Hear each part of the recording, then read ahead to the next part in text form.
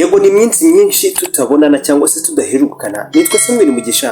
Ndetse uyu munsi nkuzaniye ibimenyetso bizakoreka umukobwa ugukunda urukundo rw'ukuri ukaba wanamugira umugore. Ese mujya mwumva basi muzashaka abagore nibura umunsi umwe? Dore ibimenyetso muzagenderaho.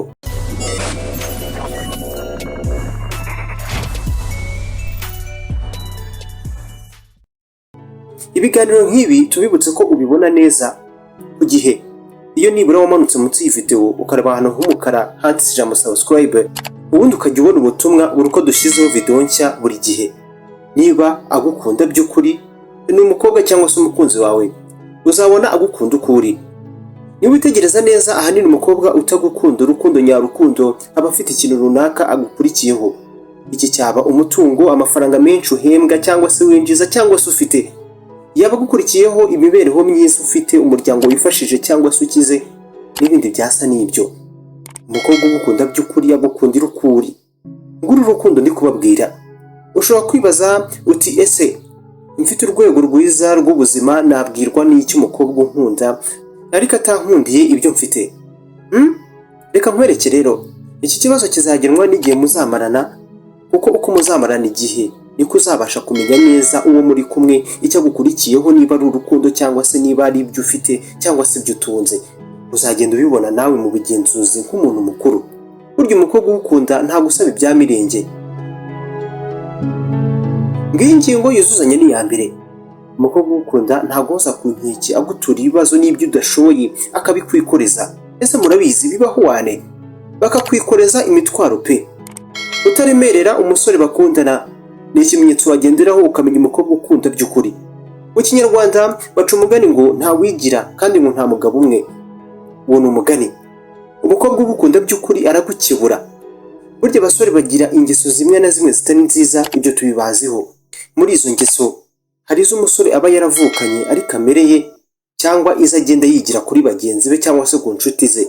Umukobwa ugukunda by'ukuri rero agerageza kugukebura aho abona bitagenda neza.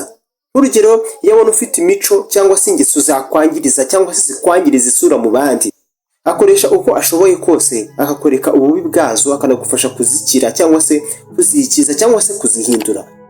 Uyu mukobwa uzabona gushyira muri gahunda ze z'ejo hazaza. Mwene uyu mukobwa ahora yihatira gukora ibikorwa bibafitiye mwembi ejo hazaza akamaro. Niyo mwaba ntacyo murageraho, uzumva mu nzozi ze harimo kuzabana nawe ubuzima bwe bwose. Nurugera aho ngaho, nubwo mutabana ariko atangira kugufata nk'umutware wiwe, nawe bikagucanga.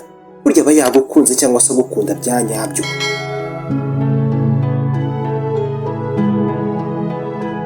Ntuzigire impumyi rero, nawe uzabibona. Umukobwa ugukunda bya nyabyo cyangwa se nawe ukunda bya nyabyo bizagorana cyangwa se biragorana ko mwaryamana. Uyu munsi turi mu gihe urubyiruko rufata gukora imibonano mpuzabitsina nk'umukino, ndetse umukino uryoshye. Saba rero, umukobwa ugukunda by'ukuri bizagorana ko muryamana. Umukobwa uri mu rukundo by'ukuri cyangwa se rw'ukuri aba yifuza ko umusore bakundana yazamubera umugabo we w'ubuzima bwose. Rero ibyo bikaba bishobora gutuma akugora ko muryamana, kuko abatekereza ko bishobora kwangiza ejo hazaza hanyu. Bishobora kuba ari nayo mpamvu babagora cyangwa se akugora. Ni kukwibira ibanga. Uyu mukobwa azaguhishurira amateka y'ubuzima bwe. Reka mbisubiremo. Umukobwa ugukunda by'ukuri kandi ukwibonamo arakwibwira wese. Nubwo abakobwa bakunda kwirekura no kuvuga amateka y'ubuzima bwabo, ariko iyo ageze aho akubwira byose byamubayeho, ibyo yaciyemo, iba ari intambwe nziza yo kukwizera no kukwimariramo, ndetse uzabona kugirira ishema. Umukobwa ugukunda bya nyabyo aterwa ishema nawe. Igihe muzagendana cyangwa se mugendana ntagira ipfunwe ryo kugufata akaboko, ko kwisanzuraho atitaye ku maso ya rubanda amureba cyangwa se abareba, ndetse aragukunda akanabyerekana. Iki ni ikimenyetso wagenderaho ukemeza ko agukunda by'ukuri kandi atagukundiraho abandi. Nako ngo mubyita gutendeka, niko mubyita. Umukobwa mukundana se ubona basi akubaha, bimeze uko mufate ubutamurekura. Umukobwa ugukunda by'ukuri arakubaha. Guca bugufi k'umukobwa cyangwa se umugore imbere y'igitsina gabo ni ikimenyetso cy'urukundo. Ndabizi muraje ngo uburinganire mu kanya, reka tujyane. Nubwo uburinganire bwaje, ariko ntibwakuyeho ko umugore aba agomba guca bugufi imbere y'umugabo. Guca bugufi ni ibisanzwe byagiye muri kamere y'umugore mu buzima. niba agukunda koko azakugaragariza urukundo n'amarangamutima nta mbereka. Gukunda umuntu ntibihera mu magambo gusa, nimupfe mu kigare mwa bantu mwe, uba ugomba kubyerekana no mu bikorwa.